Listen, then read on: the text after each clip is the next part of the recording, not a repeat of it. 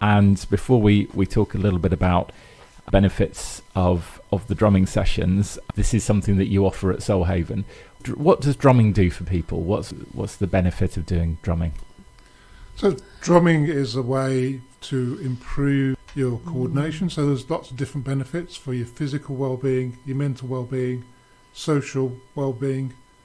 So physically, it improves your coordination and motor skills because it uses both your hands. Yeah. And sometimes, and even when you're drumming, also you're using your feet, if that makes sense. So often, I play in a samba band, so it's all percussion, and you keep time with your feet. So you're tapping your foot along with the music, but that's not necessarily the beat that you're playing. So you're tapping your foot to keep the rhythm, but then you're playing something different with your hands. That must be complicated. That's true. So, for example, you may be keeping a 4 beat. So you're counting 1, 2, 3, 4, which is kind of the core beat of the music. But then you may be playing something different with your hands because you're playing faster than that. Oh, okay. So you're not just doing 4 beats. You're maybe doing 8, or you're maybe playing slightly off the beat because you've got other people drumming on the beat and you're doing the twiddly bits. That must be so hard to get your head around. It took me a long time to get used to it, but that's not what we're doing in Soulhaven. In Soulhaven, we're introducing drumming as a means for well-being. So we're not really worried. We're not worried about that. I did a drumming session earlier this year with people with dementia, and that was amazing because suddenly I saw people who suddenly they came alive, and it's that connection that music refires the brain. So there was somebody there, walk into the room, I go around the room and I'm saying hello, and it's like there's nobody there. They're not answering to me, they're not talking to me, and I'm like, okay, this is going to be interesting. I get my drum up and I start playing my drum, and immediately they look up and they smile at me. And I've gone around the room previously and I've given everybody a drum, and they start tapping on the drum in front of them, and I'm just talking to them, playing the drum, and as I start to do that, they physically pick up the drum and they start playing back something. And one of the people we almost started having this conversation. So I would play something and then they would play something different, and they weren't. And at the end of the session, the home that I'd gone into said that person doesn't normally respond. They don't talk, and here they are. They're engaging. They're actually talking and responding, and that's what music does.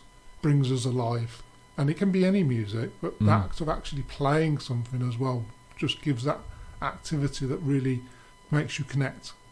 Yeah, I think that experience really shows how deeply music resonates within you, that even when everything else is taken away, there's still a part of you that responds to music, and that's what you're connecting with when you do the drumming workshops, whatever level you are, whether you've got dementia or whether you're just having mental health issues.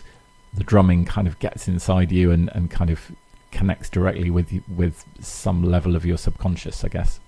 Yeah, absolutely, because it brings you back to that moment in the womb when you were next to your mother's heartbeat, and that's the basic of the drum, that sound of that drum beat, and that's where it brings you back. That's where lots of healing, many cultures respond to it.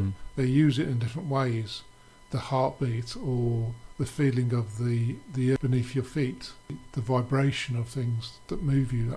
It brings us back to that kind of cultural, tribal thing. So that's where I say the social activity. Often you'll come into a social group, and when there's drumming, you don't even have to be drumming. You can be there just experiencing it and letting it wash over you. It can bring you alive. It's very hard not to want to get involved when there's a load of people in the room playing drums and you're the one that doesn't have an instrument. It's quite frustrating because you just want to take. It's hard to explain, but you want to be part of it. And I think you're right. It's that ancient kind of tribal.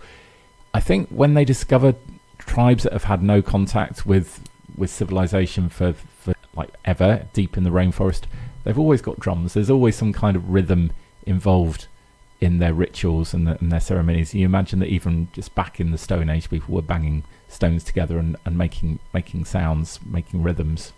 Yes, absolutely. Last year we had the honour of being invited to Germany for the Lush Spring Prize, and we met people from the rainforest from the Amazon, and they were from Ecuador, but they didn't identify with being from a country. They identified with we are from the Amazon, and they used shakers and drums and their voice as that means of expression, and it was really beautiful to see that. That's amazing. What an amazing experience. And were the rhythms that they were creating ones that you were familiar with, or were there completely new ways of producing sound that they'd come across? Some of them was a bit new for me. So I've had the honour of being involved with lots of different types of percussion. Like I say, I play samba, which is from Brazil, which is rooted in African roots. So you've got African tradition.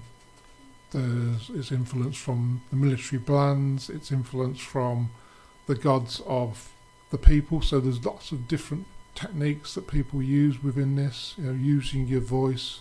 Like they talked about the birds, and they were using kind of like whistling and bird song as a way of